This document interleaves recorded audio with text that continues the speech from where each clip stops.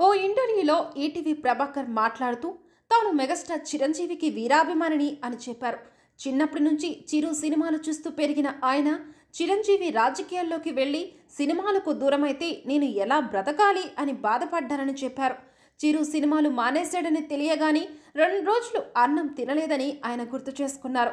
ఒక టైంలో చిరంజీవికి 100 డిస్టర్బెన్స్ ఉన్నాయని, కానీ కరెక్ట్ టైంలో చరణ్ దిగి డే అండ్ నైట్ కష్టపడి మగధీరాతో కొడితే మెగాస్టార్ కొడుకొచ్చాడ్రా అని అనిపించిందని ప్రభాకర్ అన్నారు. రామ్ చరణ్ వల్ల మొత్తం మెగా ఫ్యామిలీ గెట్ బ్యాక్ అయిందన్నారు. చిరంజీవి కొడుకుగా పుట్టాడు, పేరు నిలబెట్టాలి. ఒక చిన్న తప్పు చేసినా కష్టమని, పేరును కాపాడడమే పెద్ద బాధ్యత కానీ రామ్ చరణ్ ఆ ప్రెజర్ తీసుకున్నాడని ప్రభాకర్ ప్రశంసించారు.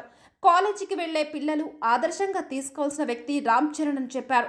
రామ్ చరణ్ని చూస్తే ప్రతి తండ్రికి ఇలాంటి కొడుకుంటే ఆ తండ్రి జీవితం సార్థకమని ప్రశంసించారు. ప్రస్తుతం ఈటీవీ ప్రభాకర్ వ్యాఖ్యలు సోషల్ మీడియాలో వైరల్ అవుతున్నాయి.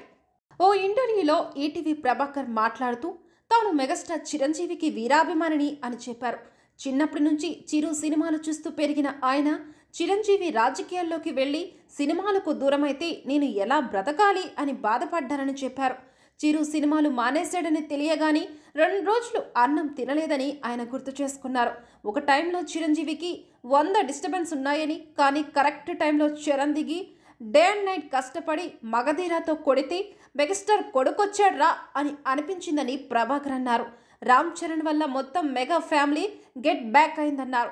చిరంజీవి కొడుకుగా పుట్టాడు, పేరు నిలబెట్టాలి. ఒక చిన్న తప్పు చేసినా కష్టమని, పేరును కాపాడడమే పెద్ద బాధ్యత కానీ రామ్ చరణ్ ఆ ప్రెజర్ తీసుకున్నాడని ప్రభాకర్ ప్రశంసించారు. కాలేజీకి వెళ్లే పిల్లలు ఆదర్శంగా తీసుకోవాల్సిన వ్యక్తి రామ్ చరణ్ అని చెప్పారు. రామ్ చరణ్ని చూస్తే ప్రతి తండ్రికి ఇలాంటి కొడుకుంటే ఆ తండ్రి జీవితం సార్థకమని ప్రశంసించారు. ప్రస్తుతం ఈటీవీ ప్రభాకర్ వ్యాఖ్యలు సోషల్ మీడియాలో వైరల్ అవుతున్నాయి.